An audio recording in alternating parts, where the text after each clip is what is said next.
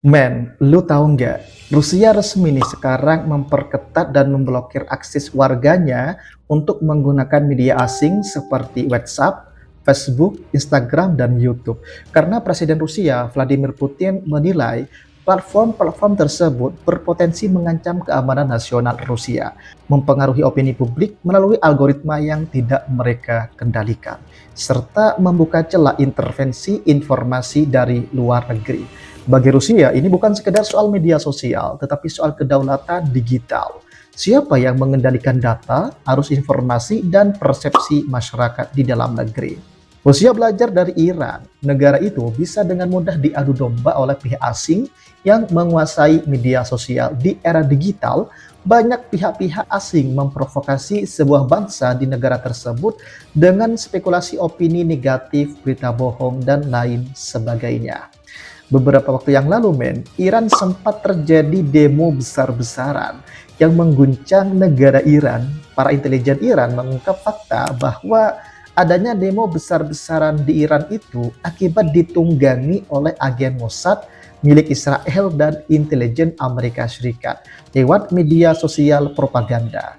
Nah, untuk membahas itu semua, tolong jangan skip video ini karena ini sangat penting untuk kalian ketahui.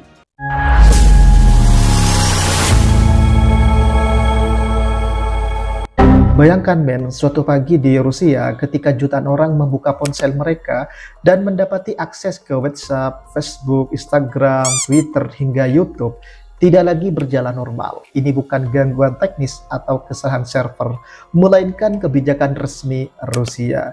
Sebuah keputusan besar yang menandai babak baru kedaulatan digital. Ketika batas negara tidak hanya dijaga di lingkungan darat, tetapi juga melalui firewall dan regulasi di ruang cyber. Langkah ini tidak muncul tiba-tiba, Ia lahir dari kekhawatiran panjang pemerintah terhadap arus informasi global yang dianggap semakin sulit dikendalikan di Rusia. Terutama sejak meningkatnya ketegangan geopolitik antara Rusia dengan negara-negara barat. Ruang digital dipandang telah berubah menjadi arena pertarungan narasi, tempat opini publik bisa dibentuk, diarahkan, bahkan digerakkan dalam waktu singkat. Bagi pemerintah Rusia, platform-platform milik Amerika dan NATO bukan sekedar media komunikasi netral. Mereka dilihat sebagai instrumen yang memiliki algoritma, kebijakan moderasi, dan kepentingan korporasi yang berada di luar kendali hukum nasional Rusia.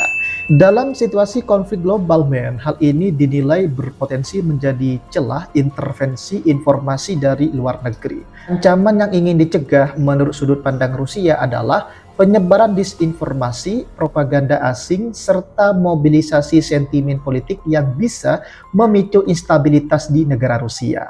Di era perang informasi, narasi dianggap sama strategisnya dengan kekuatan militer. Karena itu, ruang digital diposisikan sebagai wilayah strategis yang harus diamankan. Konsep kedaulatan digital kemudian menjadi fondasi kebijakan ini. Negara berupaya memperkuat sistem domain nasional, kewajiban penyimpanan data warga di dalam negeri, serta memprioritaskan server domestik Rusia. Bahkan penggunaan VPN yang sempat menjadi alternatif pun diawasi lebih ketat guna memastikan regulasi berjalan efektif. Pemerintah Rusia juga menyoroti resiko ketergantungan teknologi pada perusahaan asing. Jika komunikasi publik, distribusi informasi, dan ekosistem bisnis digital bergantung pada platform luar negeri, maka secara strategis negara berada dalam posisi rentan terhadap sanksi, pemblokiran sepihak, atau tekanan politik berbasis teknologi. Sebenarnya apa yang dilakukan oleh Rusia ini tidak semerta-merta ya, karena Rusia juga belajar dari Cina beberapa waktu yang lalu sampai sekarang nih, Cina juga lagi ketat-ketatnya untuk membatasi warga Cina sendiri untuk tidak menggunakan media asing. Kenapa? Karena Cina juga sangat mengontrol ketat, Namun kebijakan ini membawa konsekuensi nyata. Masyarakat harus beradaptasi dengan platform lokal. Pelaku usaha digital kehilangan sebagian besar akses pasar global, dan komunitas internasional melontarkan kritik terkait kebebasan berekspresi.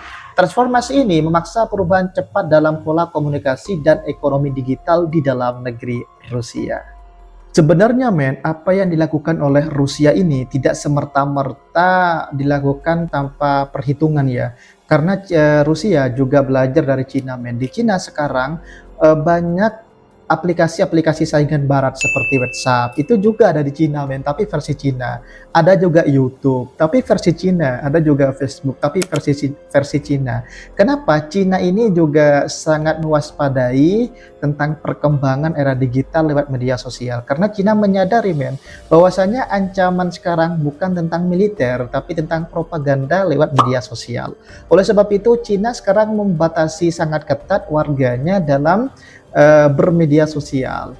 Meski demikian, pemerintah Rusia menilai manfaat jangka panjangnya lebih besar men ketika kebijakan ini diterapkan.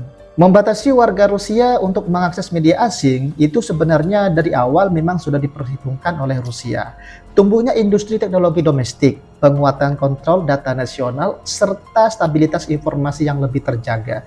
Pada akhirnya keputusan ini mencerminkan keyakinan bahwa di abad ke-21, kedaulatan bukan hanya tentang wilayah fisik tetapi juga tentang siapa yang mengendalikan data, algoritma, dan arus informasi di dunia maya.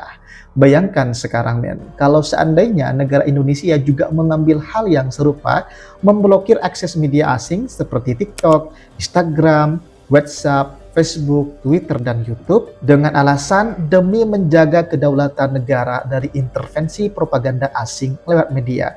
Sehingga kalian pada akhirnya tidak bisa berkomunikasi dengan dunia luar karena semua media sudah dibatasi. Setujukah kalian kalau kebijakan ini juga diberlakukan di Indonesia? Coba deh tulis komentarnya men.